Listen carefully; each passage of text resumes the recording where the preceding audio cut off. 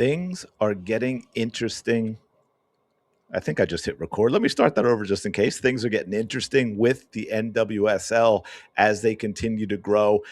The first women's professional league to make it past 5 years. Now we finally have been starting to see over the last number of years women's soccer grow around the world. Other leagues getting more established, money getting pouring in, and NWSL players, including the women stars in the US, moving to other leagues, playing outside of the NWSL, which could be, again, with where the league is right now, could be a big problem, a big obstacle for the NWSL. But of course, when you have huge, huge men's leagues, men's clubs, I should say, supporting the women, which is something that you don't really have here in the US. That means there is more money, more opportunity. And there was a lot of talk about Trinity Rodman going outside the NWSL because the Washington Spirit were basically, handicapped in terms of what they could pay her. And now that has sort of been worked out. The NWSL has kind of, they've edged into that territory with like MLS, where they've finagled things to allow things outside of the cap to be able to have superstars like Messi play in MLS when you really can't afford to pay him. Now we're seeing that with Trinity Rodman, and it's creating a big mess because you're getting, the players union is now filed a grievance because they're saying this is a violation of the collective bargaining agreement that was signed and so forth. So we are far from done from getting the fallout with regard to the situation, but Trinity Rodman will be staying in the NWSL for the foreseeable future. Spirit closed deal with Rodman as NWSL labor dispute looms. Trinity Rodman will stay in the NWSL while the contract dispute surrounding her free agency continues between the league and union. And I don't believe there is an issue with the players' union and Trinity Rodman so much as there is with the league for what they have done that the players feel is outside of the collective bargaining agreement. So after a week-long saga between the NWSL and its players' union, the Washington Spirit re-signed superstar forward Trinity Rodman. Rodman signed a 3-year deal to stay with the Spirit at a team press conference on Thursday in her native Southern California. Her pay can exceed $2 million, including bonuses, according to ESPN, which would make her the world's highest-paid women's soccer player, which is absolutely mind-blowing. Correct me if I'm wrong. I haven't looked at it in a little while, but the last time I checked, I believe rookie salaries in the NWSL are somewhere around $37,000 at this point. I think they can be more. That might be the average rookie salary. It's not a ton of money. So this obviously puts Trinity Rodman in a completely different category, something that just wasn't possible under the current collective bargaining agreement. It's a major development after many of Rodman's fellow U.S. women's national team stars left the NWSL. See, there you go, to play in England and France, where uncapped leagues let team offer players far more than they could earn in the NWSL. But it's even more than the uncapped, right? I mean, when you go and play at Arsenal or Chelsea, those women's clubs exist currently, right? At least in part, because of the support from the men's side. So they are able to offer more money, even if the women's league in and of itself really doesn't generate the revenue to pay those type of salaries, right? We don't have that here in the US.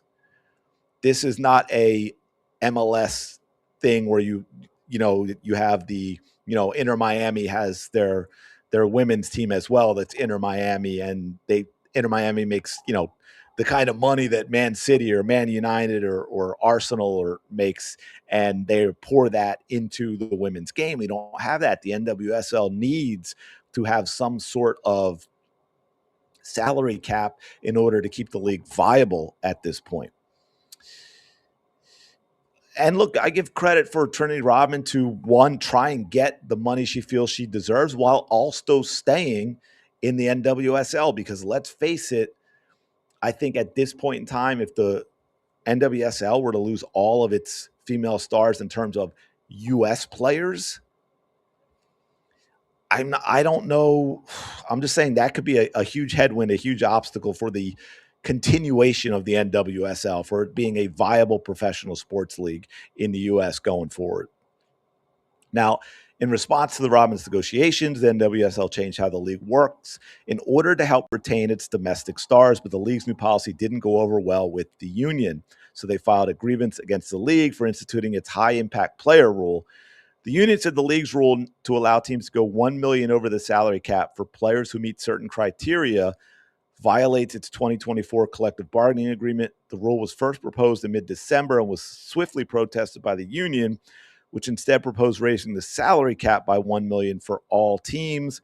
NWSLPA executive director Megan Burke told Front Office Sports at the time that she had not heard from a single player who thinks this is a good idea. Well, of course not, right? Like, again, that by raising the salary cap, you're more likely to get other players more money, right? That's gonna jack up everything, because, and of course, it's always the devil's in the details, as they say. So what exactly qualifies for a high impact player? And then that money is only going to that player. You see what we're getting at here? Why the players union would be upset? Because if you just up the salary cap by $1 million, you have more players that are going to be positively impacted by that than this high impact player rule is going to do. So while Rodman qualifies for the criteria of a high impact player, many notable players both in the NWSL and abroad do not make the cut. Includes players like Sam Kerr. I'm not even going to try the last name because I always butcher that, but Rebecca Bernal, Sarah Golden, etc.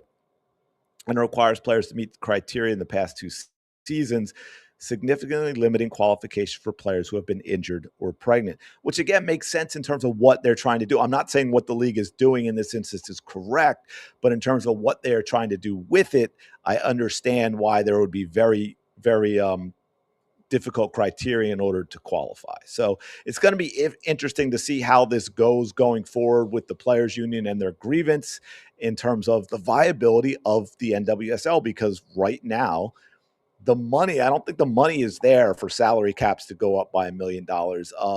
One thing I would add, by the way, just to this real quick, for those of you that don't know, U.S. women's national team played last night, 6-0 rout of Paraguay, which is actually, though, their worst finish against Paraguay. They've only played them 3 times. But just to tie in with this, it was the very first time that Trinity Rodman captained the United States women's national team. And I believe, correct me if I'm wrong in the comments below, but I believe that I think this is her first game since the gold medal match back in, I think. That's a while ago. But I do believe that's true. Anyway, let me know in the comments below and let me know what you think about this whole high impact player thing and how that's going to impact the NWSL. And there's some interesting stuff from this national team game. So I want to do another video on that. But do me a favor, smash the like button, subscribe to the channel. You know, it helps out tremendously. I really do appreciate it. And I will talk to you